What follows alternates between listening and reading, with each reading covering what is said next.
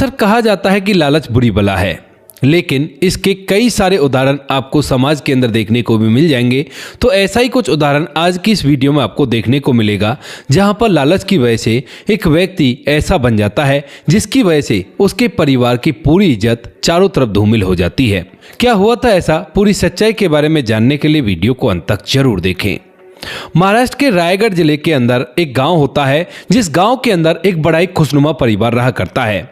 परिवार के अंदर माता पिता और 3 उनके बच्चे हैं। 2 बड़ी बेटियां हैं और एक छोटा लड़का है। बड़ी बेटी का नाम कीर्ति होता है, उससे छोटी का नाम पिंकी होता है और सबसे छोटा जो भाई होता है उसका नाम सनी होता है।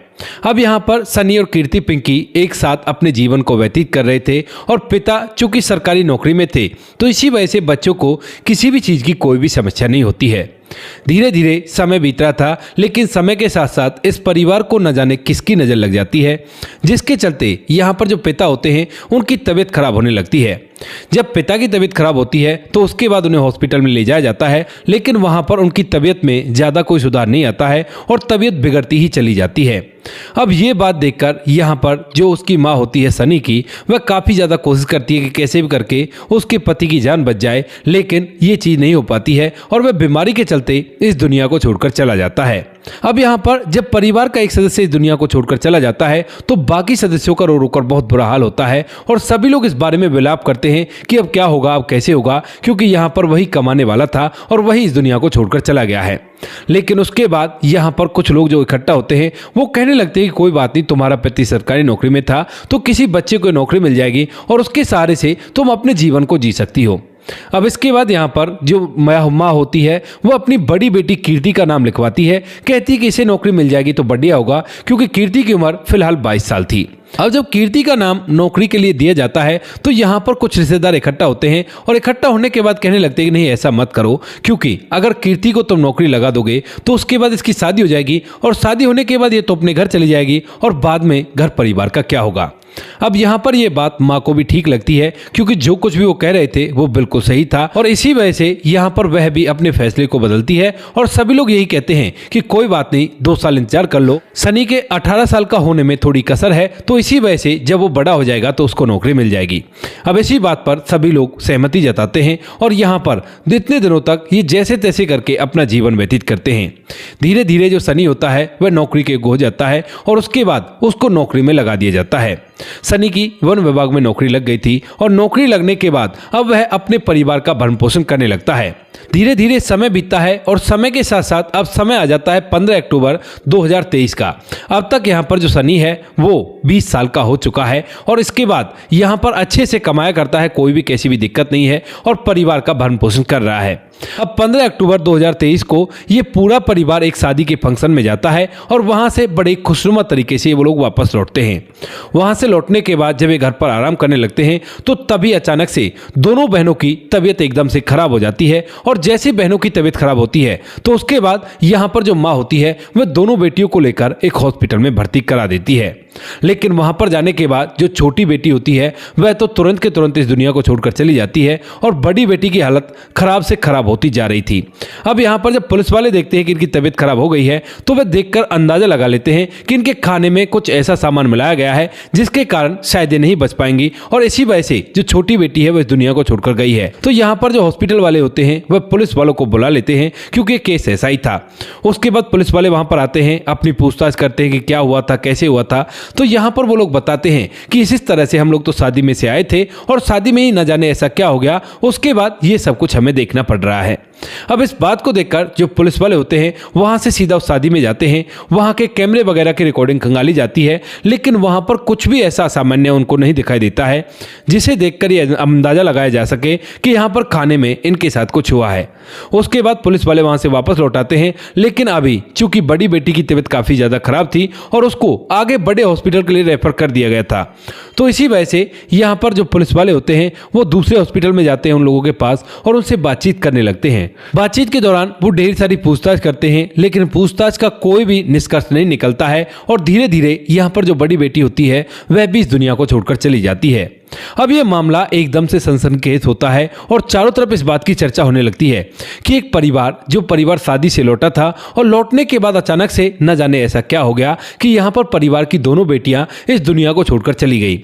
उसके बाद जो पुलिस वाले होते हैं इस बात की तहकीकात में जुड़ जाते हैं क्योंकि मामला हाईलाइट जो हो गया था। पुलिस वाले जी जान लगाते हैं, इधर उधर जांच पड़ताल करते हैं कि कैसे भी करके पता चल जाए कि यहाँ पर ये हुआ क्यों है और क्या कारण था इस सभी के पीछे का, लेकिन पुलिस को कोई भी क्लू हाथ नहीं लगता है। अड़ोसी पड़ोसियों से भी इस बारे में पूछताछ की जाती है, लेकिन पड़ोस में भी कोई भी ऐसा संदिग्ध व्यक्ति नहीं मिलता है जिसके ऊपर पुलिस को डाउट हो। और उसके बाद पुलिस काफी ज्यादा हताश और उदास हो जाती है और सोचने लगती है कि मामला कहां से शुरू हुआ होगा। लेकिन पुलिस तो पुलिस होती है ना, हर एंगल से जांच पड़ताल करती है, तो इसी वजह से अब एक लास्ट एंड फाइनल फैसला उनका रह गया था कि कहीं ऐसा तो नहीं कि परिवार के किसी व्यक्ति की इसमें चाल हो। और उसके बाद यहाँ पर परिवार में जो दो सदस्य रह गए थे यानी कि माँ और बेटा, उन दोनों को बुलाकर वो लोग पूछताछ करने लगते हैं। और माँ से जब पूछताछ की जाती है तो वो तो सभी सवालों के सही सही जवाब दे देती है और कोई भी वो झूठ नहीं बोल रही थी। लेकिन वहीं पर जब बेटे से पूछताछ की जाती है तो बेटा कई जगह पर बरगला जाता है और बहुत ही ज्यादा परेशान सा दिखने लगता है। अब इस बात को देखकर पुलिस वालों को लड़के सनी पर शक होने लगता है और इसके बाद जो पुलिस वाले होते हैं उसका फोन चेक करते हैं।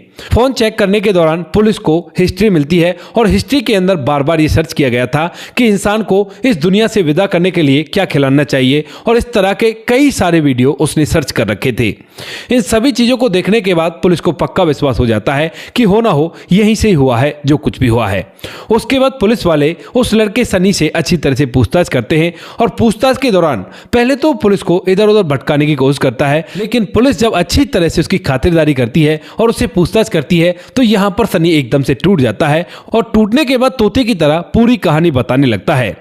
वह बताता है कि साहब सब कुछ अच्छी तरह से चल रहा था, कोई भी कैसी भी दिक्कत नहीं थी, लेकिन जब मेरे पिताजी इस दुनिया को छोड़कर जाते हैं तो उसके बाद यहाँ पर जो सनी होता है उसके नाम जो प्रॉपर्टी आनी थी वो सारी प्रॉपर्टी उसकी माँ और उसकी बहन और उसके बीच में बट गई थी।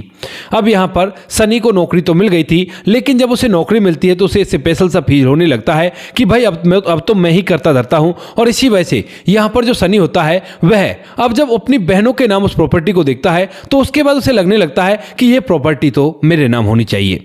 इसी वजह से यहाँ पर जब भी माँ उन बहनों की शादी के लिए बोला करती है तो भी मना कर दिया करता है, कहता है कि नहीं माँ अभी शादी नहीं करेंगे, लेकिन सीधा सीधा नहीं बोलता कि आप पहले इस प्रॉपर्टी को हमारे नाम करवा दीजिए। अक्सर ऐसा हुआ करता है कि बहनों के नाम प्रॉपर्टी रह जाती है, लेकिन बाद में हर कोई बहन अपने भाई को ही प्रॉपर्टी दिया करती है क्योंकि भाई बहन का सब कुछ होता है। लेकिन यहाँ पर सनी को न जाने ऐसा क्या हो गया था कि उसे लग रहा था कि बहन तो इस प्रॉपर्टी को अपने साथ ले जाएंगी और मेरे हाथ तो कुछ भी नहीं रहेगा। इसी वजह से यहाँ पर जो सनी होता है वह बार बार उनके रिश्ते के लिए मना कर दिया करता है और माँ बार बार कहा करती है। लेकिन 2023 में जब उसकी बड़ी बहन की उम्र काफी ज्यादा हो गई थी तो इसी वजह से यहाँ पर जो माँ होती है वो अब जिद करने लगती है, कहती है कि नहीं बेटा अब तो शादी होकर रहेगी चाहे तू कुछ भी कह ले। लेकिन उसके बाद यहाँ पर जो सनी होता है वह मना तो करता है, लेकिन इस बार माँ इसकी एक नहीं सुनती है। माँ ने जब साफ साफ बोल दिया कि शादी होकर रहेगी तो उसके बाद सनी चुप रह जाता है, लेकिन मनी मन सोचने लगता है कि अब क्या होगा। यहाँ पर जो सनी होता है वह मनी मन इस बात को गहन सोच विचार करता है और उसके बाद उसके दिमाग में यही आइडिया आता है। दरअसल उस दिन जिस दिन इन बहनों को गया था उस दिन वो लोग शादी से आए थे सही सलामत, हंसते खिलखिलाते और कोई भी कैसी भी दिक्कत नहीं थी। यहाँ पर आने के बाद जो सनी होता है वो किचन में जाता है और किचन में अपनी दोनों बहनों के लिए और अपने लिए सूप बनाकर लेकर आता है। यहाँ पर उसने सूप बनाया था और सूप बनाने के बाद अपने हाथों से अपनी बहनों को दिया था और बहन उस सूप को लेकर बड़े ही स्वाद से उसे पी रही थी और अच्छे से एंजॉय कर रही थी। लेकिन उन्हें क्या पता था कि सूप के अंदर वह सामान मिला हुआ है जिसकी वजह से वो इस दुनिया को छोड़कर चली जाएंगी। जैसे वो इस सूप को पीती हैं तो उसके बाद उनकी तबीयत खराब होती है और तबीयत खराब के चलते वह दोनों इस दुनिया को छोड़कर चली जाती हैं। यहाँ पर अब भाई के नाम पूरी प्रॉपर्टी तो हो गई, लेकिन ये पूरा के पूरा भेद पुलिस वालों के सामने खुल गया है और उसके बाद यहाँ पर भाई को आगे की कार्रवाई के लिए पुलिस वाले जेल में बंद कर देते हैं और उसके खिलाफ उचित मामलों में मुकदमा दर्ज किया जाता है। यहाँ पर यह बात जब लोगों के सामने आती है तो लोग ऐसा ही कहते हैं कि कितना खराब काम किया है इसने और इसने तो रिश्तों को तार तार कर दिया है।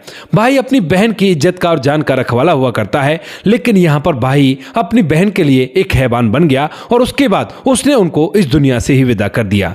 चारों तरफ इस बात की चर्चा होती है और जब ये बात घूमकर माँ तक आती है तो माँ को इस बात से बहुत ही धक्का लगता है और वह मनी मन सोचती है कि यहाँ पर जो बेटा है वो तो बिल्कुल सच में ही हैवान बन गया।